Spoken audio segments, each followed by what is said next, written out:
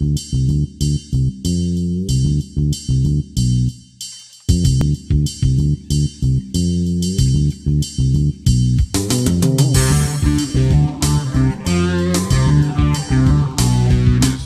de Masneau, le fondateur de TheVillage.net, site d'information participatif et réseau social sur le télétravail, le coworking et toutes les nouvelles formes de travail. Nous avons organisé ce Tour de France du télétravail pour d'abord sensibiliser principalement les entreprises, les élus, les agents de développement qu'on peut rencontrer sur le territoire à tout ce phénomène du télétravail, du coworking, de la mobilité, de toutes les annexes, consommation durable, etc., de cette transformation du monde du travail.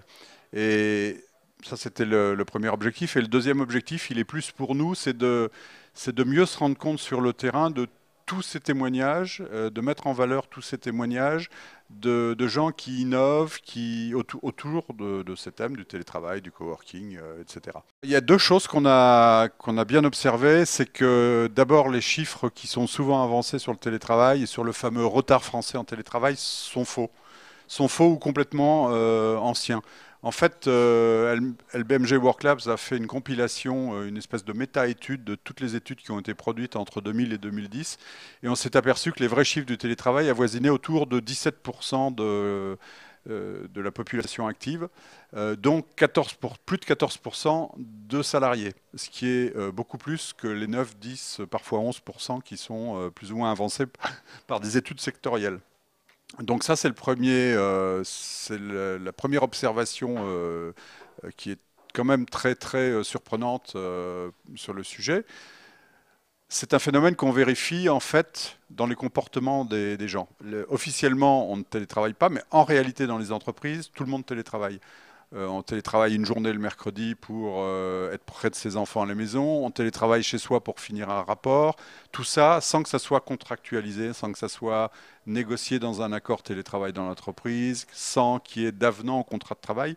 Donc on a une sorte de télétravail gris qu'on voit très bien sur le terrain quand on interroge les gens. Donc aujourd'hui, je pense qu'on va voir les chiffres exploser pour deux raisons. D'abord parce que les gens dans les entreprises et les responsables de ressources humaines vont être obligés petit à petit de formaliser cet état de fait. Et deuxièmement parce que tout le monde des trois fonctions publiques est en train progressivement de réfléchir, de faire des pilotes et de passer au télétravail. On a plusieurs collectivités locales, des régions, des départements qui ont déjà fait des pilotes ou qui sont déjà passés en télétravail pour leurs agents.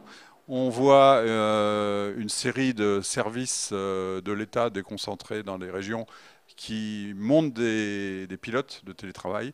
Donc je pense qu'en 2013, on va voir un basculement de la situation.